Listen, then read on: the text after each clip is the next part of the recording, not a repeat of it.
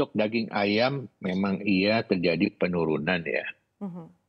Tetapi jadi begini, saya kembali kepada paradigma ya. Kalau segmen broiler itu berbeda dengan segmen komunitas telur. Kalau dari kandang itu keluarnya adalah ayam hidup. Sedangkan masyarakat perlunya daging ayam. Kalau daging ayam, ya fresh karkas yang biasa kita kenal, itu memang terlalu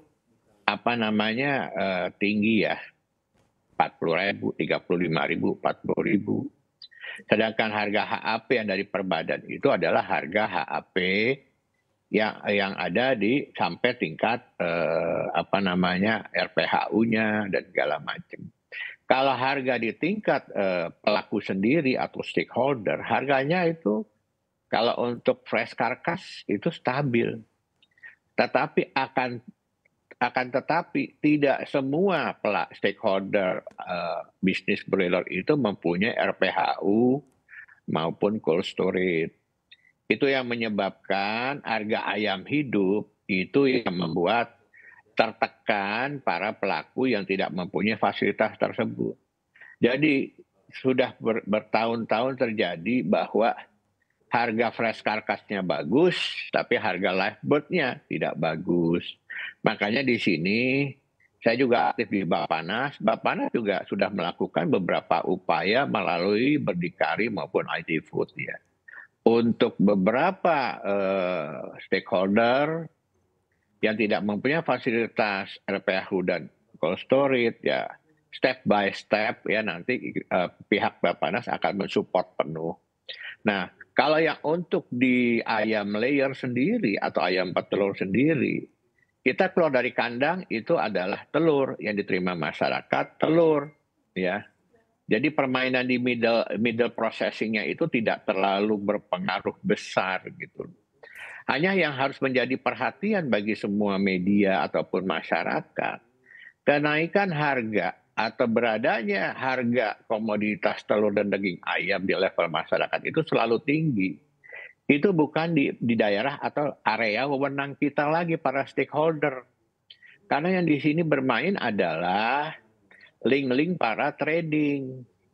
Kita nggak bisa tidak bisa mempengaruhi, tidak bisa intervensi. Karena apa? Kalau kita intervensi, stakeholder langsung masuk ke sana, dampaknya akan menimbulkan keresahan sosial di daerah-daerah wet market, ya. Berbeda kalau dia ada di daerah retail. Retail mempunyai era tersendiri, tetapi retail itu kan kontribusinya berapa persen sih dari market seluruh Indonesia? Itu yang harus kita perhatikan. Makanya saya minta perhatian kepada Satgas Pangan ya, dan juga kepada Bappenas atau Dirjen Perdagangan Dalam Negeri yang mengelola dan memanage dan berkoordinasi dengan para pedagang pasar ini siapa, berada di tangan siapa.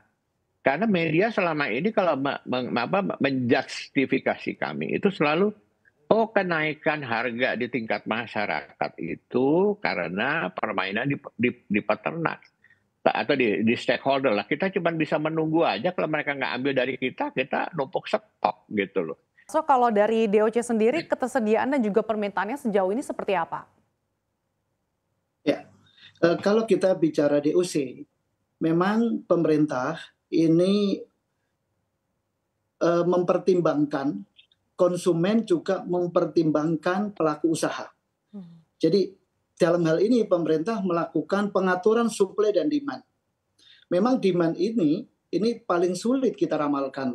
Kita tidak bisa untuk melakukan secara konkret atau secara pasti berapa demand yang dibutuhkan. Tapi supply kita bisa atur. Kemudian dari posisi ini pemerintah melakukan atau membuat satu prognosa. Berdasarkan prognosa, saat ini sebetulnya DOC itu masih ada surplus sekitar 16%. Kemudian surplusnya berapa persen, dari Pak? Pengaturan ini 16%. Oke.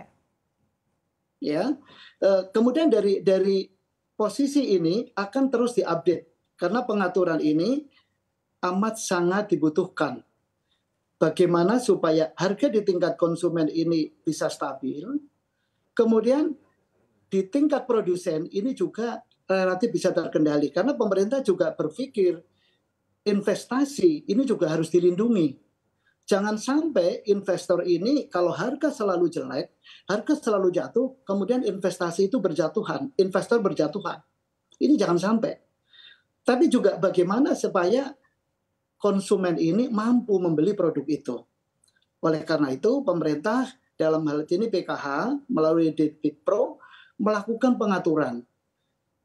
Apakah melalui afkir dini parent stock atau melakukan cutting, di mana cutting ini secara bertahap sudah hampir berhenti dengan jumlah yang sangat sedikit sekarang. Sudah mulai mencapai titik keseimbangan baru juga di supply dan demand ini. Tapi kalau kita meramal demand di saat-saat kita seperti bulan Suro ini memang agak susah. Tahu-tahu berhenti atau tahu-tahu menurun. Nah, oversupply yang ada ini tidak perlu kita takutkan bahwa barang itu ada. Dan kita juga punya cold storage dengan fasilitas yang cukup. Jadi barang ini akan selalu ada.